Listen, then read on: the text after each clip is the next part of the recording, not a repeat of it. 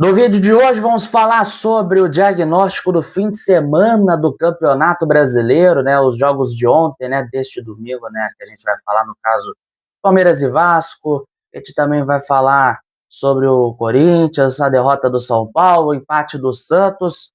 Também minhas expectativas para os confrontos das quartas de finais da Copa do Brasil. E também sobre o debate presidencial, o primeiro debate que aconteceu ontem lá na TV Bandeirantes.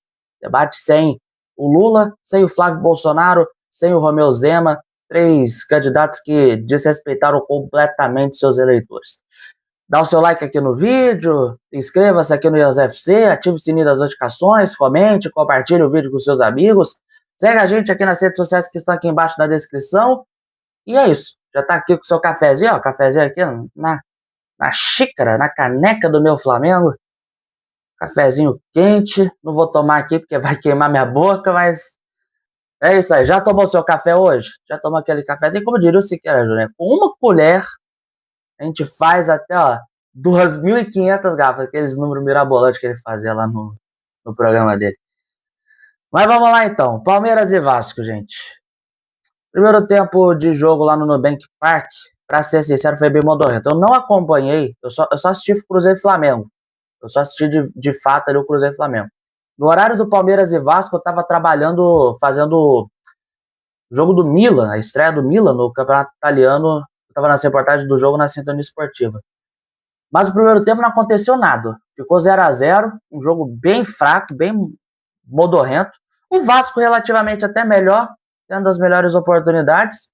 Mas, como diz o ditado, né, como diria o Muricy Ramalho, a bola pune. E puniu. O Palmeiras puniu. O Palmeiras tem o time ali que, se você ficar brincando com a sorte, é igual o Real Madrid, é igual a Bayern de Munique.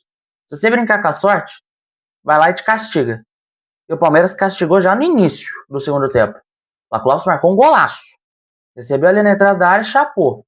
E aí abriu a porteira, que veio ainda o pênalti, um toque de mão, pênalti bem marcado, e o Vitor Roque batendo bem. O Vitor Roque estava há um bom tempo sem marcar, ainda teve lesão e tal. O cara volta a marcar gol justamente contra o Vasco, batendo muito bem o pênalti. Aí depois o Vasco até tenta achar um ataque, mas não consegue, porque o Palmeiras vai lá e consegue marcar ainda mais 2 gols, né? O Palmeiras no segundo tempo ontem foi mortal, foi brutal, foi daqueles, né? Aquele Palmeiras ali que a gente viu em 2022, o Maurício ainda marcou o terceiro gol, chutou meio fraquinho, chutou. Pode ter sido uma falha do Léo Jardim? Sim, eu achei, dava para pegar, porque o chute foi muito ali no canto dele, foi muito ali em cima dele. Mas o Maurício foi lá e ampliou 3-0. Até o Léo Jardim, que era um goleiro considerado seguro, goleiro de altíssimo nível, vascaíno considerava ele o melhor goleiro do Brasil, até ele tá mal desse jeito. Até ele tá mal desse jeito. E o 4-0 ainda veio com o outro do Flaco Lopes. O outro do Flaco Lopes. Um golaço. Ele marcou aos 24, mas estava impedido, segundo a equipe de arbitragem. Um impedimento bem marcado no lance ali do Andrés Pereira. O Andrés Pereira estava muito à frente mesmo do último marcador. Mas o Flaco Lopes é inacreditável, né, cara?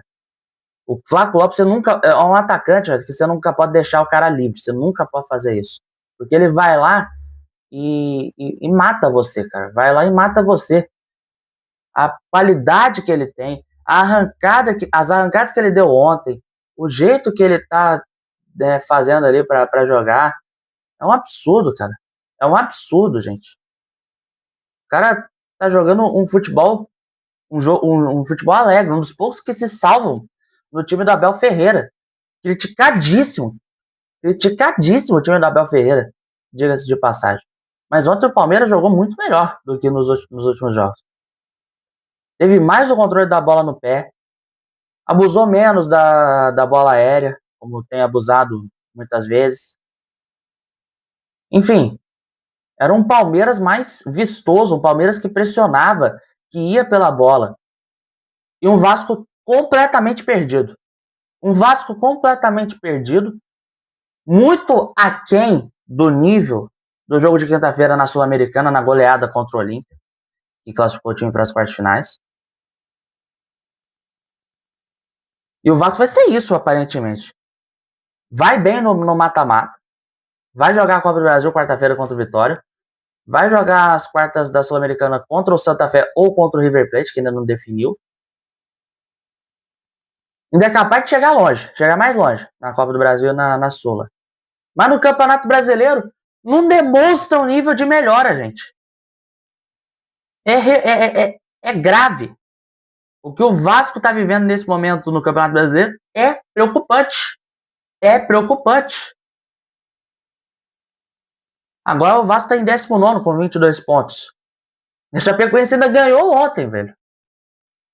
Continuar desse jeito, o caldo vai tornar cada vez mais pro Vasco. Porque o Vasco nos próximos jogos vai pegar quem? Vai pegar Cruzeiro em casa, que é um jogo que dá para ganhar. Vai pegar o Fluminense do Maracanã, jogo que dá para ganhar também. Apesar, né, de ser clássico, não ter favoritismo, o Fluminense está um pouquinho melhor que o Marcão, mas eu acho que o Vasco tem condições de ganhar. Aí depois, Grêmio fora de casa, dá para ganhar. Curitiba em casa, dá para ganhar. Contra o Botafogo fora de casa, dá para ganhar. Contra o Remo em casa, dá para ganhar. Os próximos jogos dão para ganhar. 6 contra o São Paulo, dá para ganhar também. Aí depois, Corinthians, dá. Flamengo. Depois do Flamengo, pega o Atlético Paranaense lá na casa dos caras. Inter em casa. Bragantino fora. Aí depois pega o Galo na Arena MRV. E na última rodada pega o Vitória. Então assim, se o Vasco não melhorar agora, se o Vasco não fizer uma boa sequência de vitórias, de pontuar nos próximos jogos, vai chegar na mesma situação do primeiro rebaixamento de 2008, na última rodada. Com o risco de ser rebaixado pelo Vitória de novo.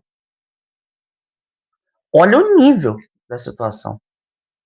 E ontem teve, antes do jogo, o encontro da Leila Pereira, que é a presidente do Palmeiras, o filho dela, que tá querendo comprar o Vasco, né, que é o Marcos Lamacchia. E a situação do Vasco é desesperadora, tanto dentro como fora de campo, né, que ainda tem essa incerteza sobre a questão da compra ou não da SAF do clube. O Lamacchia tá querendo comprar, o filho do dono da Crefisa tá querendo comprar. Não sei se isso qualificaria como conflito de interesse. Eu não vou nem entrar nesse mérito, porque vai vir muita gente me achincalhar. Mas é preocupante. Muitas dívidas, o Vasco em recuperação judicial, um empréstimo que não vem, o Vasco não tem fluxo de caixa, não tem grana. Os reforços que entraram, né, o Sousa, que veio com muita pompa, veio com muito hype até o momento, não correspondeu. Tá decepcionando. Enfim. Vive um momento dramático o time do Vasco da Gama, hein? Vive um momento dramático o time do Vasco. 19º colocado. Tem condições de fazer uma arrancada, como fez em 2023 com o Ramon? Tem condições. Assim como o Fluminense teve condição, o Fortaleza teve condição uma vez, o Botafogo teve condição, o Bahia, o Inter, até o próprio Palmeiras lá em 2014. Mas é um time largado à própria sorte. O Vasco é um time largado à própria sorte. A verdade é essa. Agora vamos fazer o seguinte, vamos passar pro São Paulo. São Paulo e Chapecoense. É São Paulo. É São Paulo. É Dorival Júnior. Tá feio pra você, hein? Tá feia a coisa pra você, hein? Você conseguiu passar na Sula, beleza. Venceu o Bolívar, vai jogar partinais contra o Boca. Mas no Campeonato Brasileiro, que coisa feia, hein? Que coisa feia. Perder pro último colocado, virtualmente rebaixado, que é a Chapecoense. E você não demonstrar um nível de futebol bom contra o último colocado, que seria ali, seria mais que a obrigação. Que coisa feia, São Paulo. A Chapecoense melhor em campo, teve mais oportunidades e chegou no primeiro e único gol da partida, né? O primeiro e único gol da partida que foi marcado pelo Bruno Pacheco. Bruno Pacheco, aquele ex-lateral do Ceará, do Fortaleza, gol ainda no primeiro tempo. Uma jogada aérea, que é o problema crônico da equipe do São Paulo Futebol Clube hoje. Problema crônico. O Bruno Pacheco é baixinho. E o São Paulo tomou gol de um cara que tem menos estatura do que os seus zagueiros, irmão. Olha o nível, gente. Olha o nível, gente. E o Dorival na corda bamba. O Harry Macias, o presidente, está na corda bamba. O São Paulo sem dinheiro. Com um elenco muito ruim. Com um time mal treinado. Crise financeira, crise política, ainda querem lançar Rogério Caboclo como candidato à presidência. O mesmo cara que foi chutado da CBF porque rolou denúncia de assédio sexual contra ele. O fundo do poço pro São Paulo não existe mais, hein?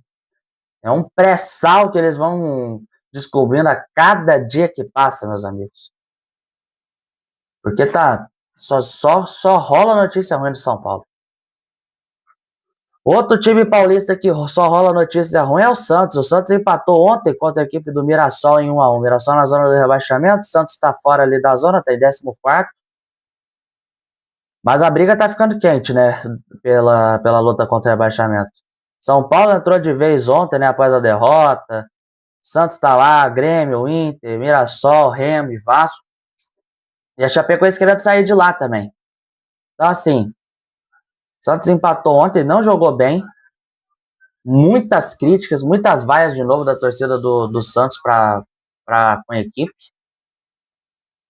Então, sabe, nada animador esse momento do Santos e do São Paulo. O Corinthians também, né? O Corinthians passou de fase na Libertadores, venceu o Rosário Central de forma suada por 1-0. Mas ontem não conseguiu ver a cor da bola. Perdeu pro Coxa por 2-1. Coritiba ontem em casa, dominou, fez o jogo dele, mereceu a vitória. E, cara, é isso que eu tenho de falar do Campeonato Brasileiro. Não acompanhei muito os jogos do fim de semana, só assisti Flamengo e Cruzeiro. Dei aqui meu espetáculo sobre o que eu sei, sobre o que eu acredito que aconteceu. E, enfim,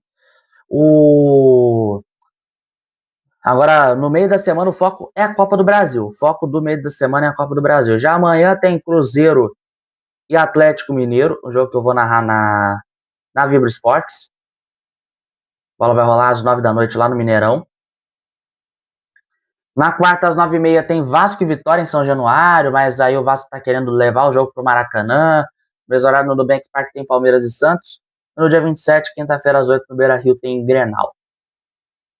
Começar na ordem cronológica, claro, né? Cruzeiro e Atlético. Sempre um jogo quentíssimo, sempre um jogo bastante disputado, né? Todos os clássicos ali, sempre jogos quentíssimos. Diga-se de passagem. O Cruzeiro, né, com o Arthur Jorge, tem essa cartada, né, da Copa do Brasil, a principal cartada da temporada, já que perdeu a Libertadores, já que caiu fora da Libertadores para a equipe do Flamengo. O time do Arthur Jorge é bem treinado, a verdade é essa. É um time bom, um time que joga muito ali nas pontas e pode tirar uma ondinha ali com Wesley, com Arroio, enfim. O Galo, por sua vez, está fazendo um bom trabalho, mas um bom trabalho bem silencioso, diga-se de passagem, com o Barba. Invicto há um bom tempo. Está invicto há um bom tempo. Tem feito um trabalho bom. Está levando o Galo ali para a parte de cima da tabela do Campeonato Brasileiro. Levou o Galo para as quartas de finais da Copa Sul-Americana. E tem totais condições de fazer um jogo igual contra a equipe do Cruzeiro. Se fosse antes do Barba, se fosse ali o Galo de 24, o Galo até o Galo do ano passado, não sei se teria condições. Demonstrou até, ganhou no Mineiro e tal, mas numa Copa do Brasil não demonstrou condições no ano passado. Acabou perdendo. O Cruzeiro foi muito dominante nos 2 jogos ali da Copa do Brasil de 2025. Em 2026, eu acho que esse confronto tá muito, muito aberto, sabe? De verdade. O Cruzeiro ainda tem um baita time. É um time bilionário. O Galo, por sua vez, pode estar num momento de crise financeira, mas o Barba tem levado o time ali para cima. Então eu acho que dá um empate. Eu acho que vai começar a empatar desse duelo. O Galo vai ter condição de decidir em casa. Vasco e Vitória, meus amigos. Vasco e Vitória. O Vasco não jogou bem contra a equipe do Palmeiras. O Vitória contra o Bahia também não fez uma grande partida, acabou perdendo pro seu maior rival. Preocupa a situação das duas equipes. As duas equipes em baixa, né, para quarta-feira. Podem ter certeza que esse jogo vai ser fraco, tecnicamente. Vai ser fraco, tecnicamente. A torcida do Vasco vai pegar muito no pé dos seus jogadores. Isso está muito claro e evidente se o time não jogar bem. Se o time não abrir uma grande vantagem para o jogo de volta lá no Barradão, já era. Porque no Barradão, o Vitória eliminou simplesmente o Flamengo e simplesmente o Atlético Paranaense. O Vasco pode ser uma nova vítima. E tá preocupante a situação dos dois. Eu acho que do Vasco até mais. Por conta ali da zona do rebaixamento e tal. Não que nos mata-mata não esteja ruim. Pelo contrário, o mata-mata tá indo bem. Mas preocupa. Em nível de bola jogada. Não duvidem se quarta-feira o Vitória arrancar um empate ou até mesmo vencer a equipe do Vasco. Palmeiras e Santos, meus amigos. Palmeiras e Santos. Rapaz, dá Palmeiras, hein? Dá Palmeiras. O Santos, cara, não vai ter o Neymar. Provavelmente, não sei se o Gabigol vai, né? Que no Bank Park é o estádio com gramado sintético. Mas eu acho que, o Gabigol pode fazer ali um golzinho e tal, mas sem o Neymar, meu amigo, sem o Neymar, o Santos não é aquele. O Santos não é o mesmo time. E o Palmeiras vai se aproveitar muito desse fator. E eu acho que vai ganhar. Eu acho que o Palmeiras leva esse jogo. Leva ali para um placar de 2 gols de diferença, acho que leva. Mas ganha. E Grenal, meus amigos. Por fim. Dois times que estão em crise. O Grêmio jogando nada com o Luiz Castro. O técnico português está na corda bamba. O Inter com o Pesolano também na corda bamba. Pode ter certeza que vai ser um jogo muito chato de bola jogada. Pode ter certeza. Os dois não vão jogar nada.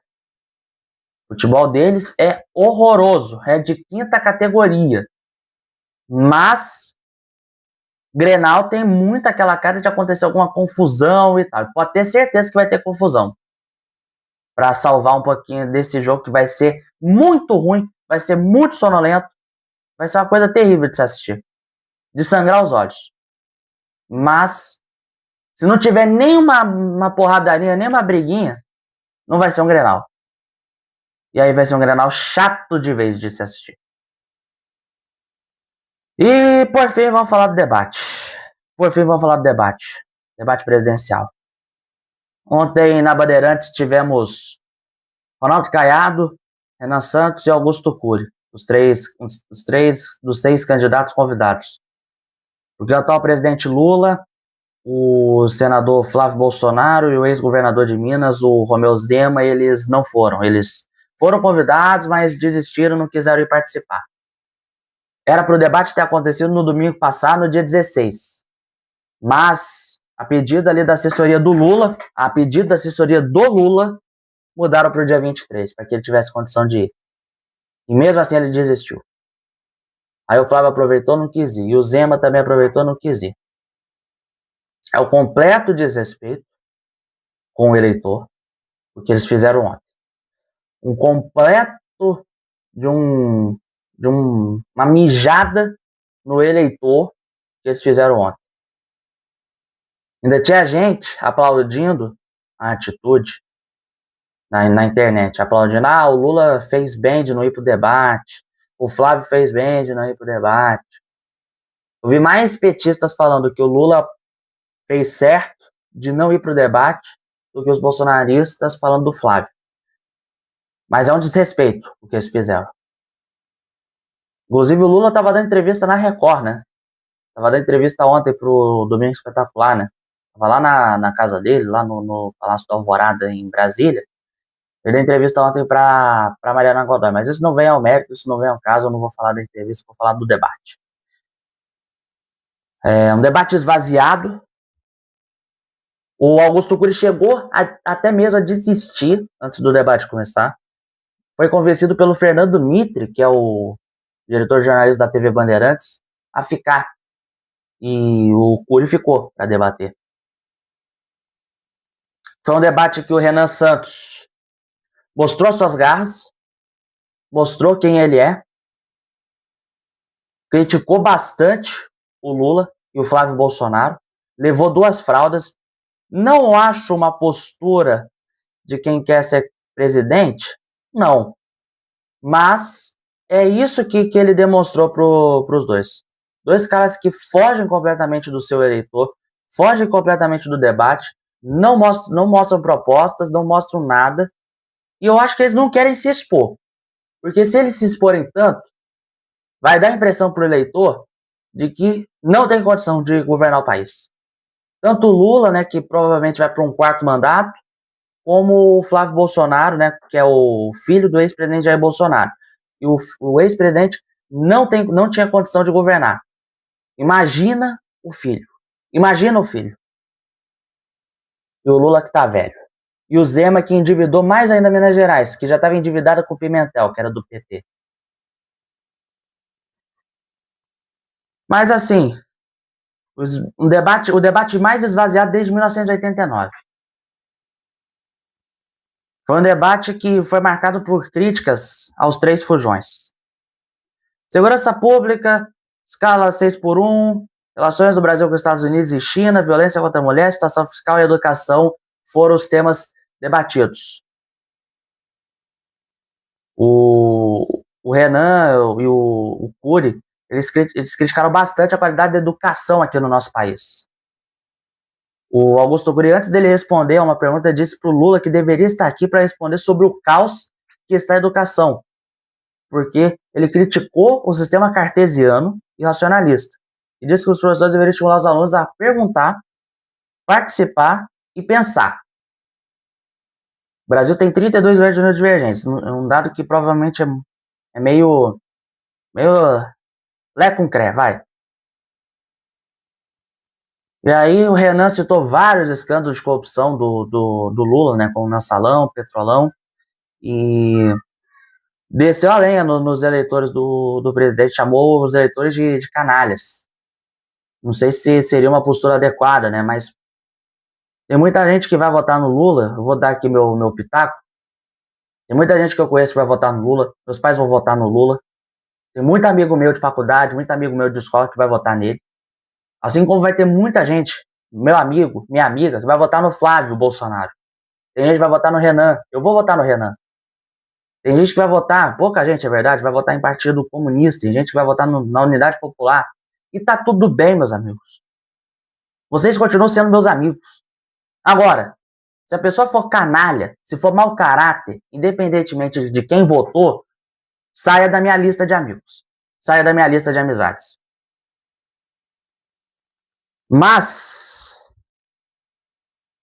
houveram críticas do Renan ao governo Lula em áreas de alimentação, segurança pública, empreendedorismo e política externa, citando inclusive o caso das Casas Bahia, que estão em recuperação judicial. As Casas Bahia vivem um momento dramático, tendo que fechar várias lojas, demitir pessoas. Uma história de 30 anos, por exemplo, de um seu José, de uma Dona Maria, que trabalharam lá por anos e anos nas lojas, e que acabam por quê? Incompetência dos donos junto a um governo que está quebrando o país e quebrando cada vez mais as pessoas. E no mercado, você vai no supermercado, R$300, você sai com 3 sacolas, gente. Com R$300 você sai com 3 sacolas, gente. Só 3 sacolas.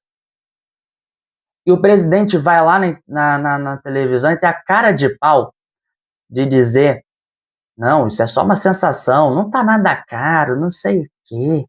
Pelo amor de Deus, Lula, pelo amor de Deus. Aí, voltando aqui ao debate. Falou sobre violência contra a mulher, o Cury fez uma pergunta sobre o Caiado.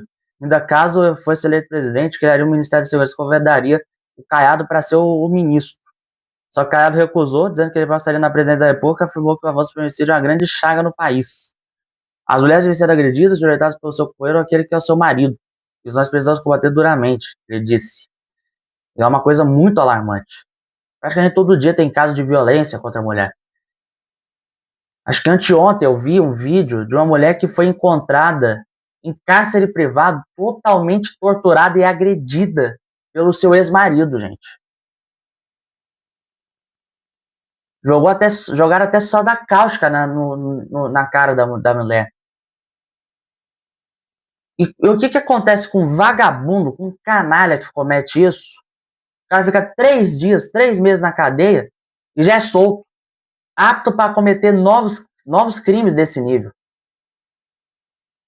Para você ver o quão falho é o nosso sistema judiciário e o nosso sistema de segurança, que deveria ser mais debatido com muito vigor, com muito rigor. O CUI responsabilizou tanto Bolsonaro e Lula por não terem solucionado a desigualdade.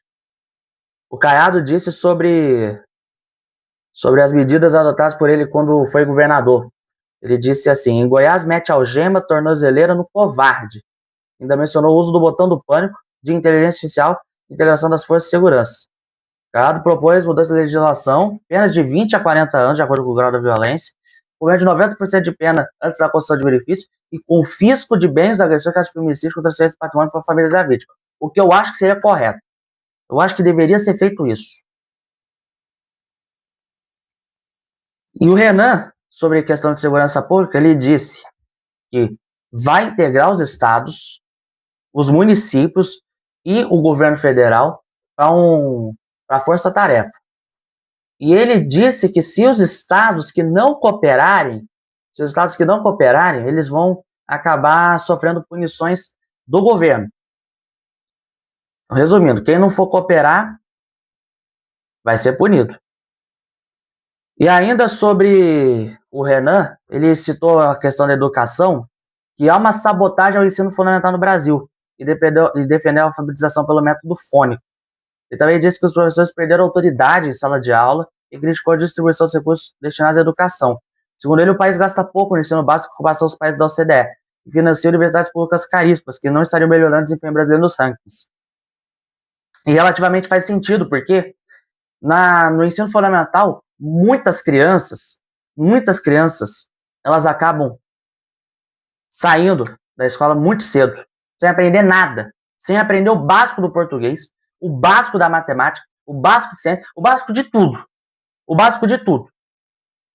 E há muitos casos de evasão escolar, principalmente no interior do Brasil. Nessa o Renan está correto, está corretíssimo. E os professores perderam a autoridade na sala de aula. Isso é verdade. Isso é verdade. Antigamente, o professor perguntava para o pai: que notas são essas do seu filho? E cobrando dos pais para que os filhos melhorem. Aí hoje é o contrário. Hoje é os pais que têm que ir na escola a cobrar dos professores porque o seu filho não passou. Qualquer criança levanta e mete a porrada no professor. É triste. É triste. O Renan tá certo em ter criticado o sistema educacional brasileiro hoje, que infelizmente é falho. É triste.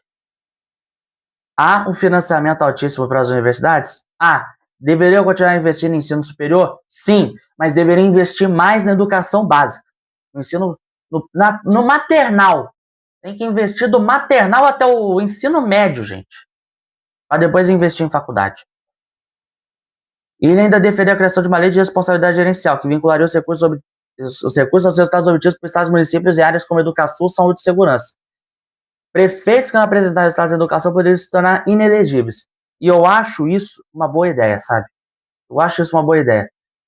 Se o prefeito estiver preocupado com a educação, com a saúde, com a segurança, com tudo aquilo que é importante para a população de tal município, ele merece continuar governando, fazendo aquilo que tem que ser feito.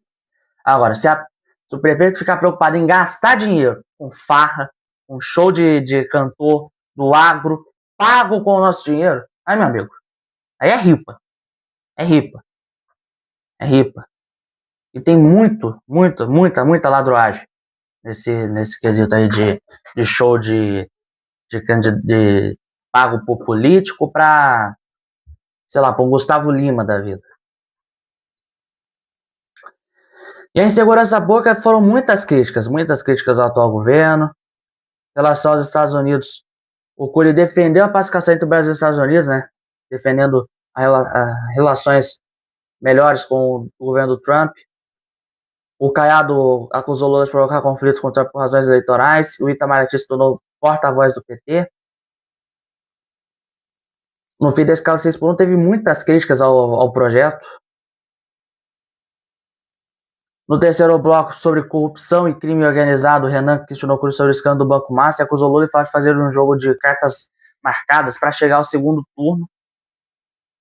E na réplica, o Renan disse que, se eleito, já iniciaria no primeiro dia de um governo um banho de sangue contra membros de facções. Porque as facções criminosas, eles fazem banho de sangue contra quem trabalha, quem estuda, que não tem nada a ver, com as brigas de facções.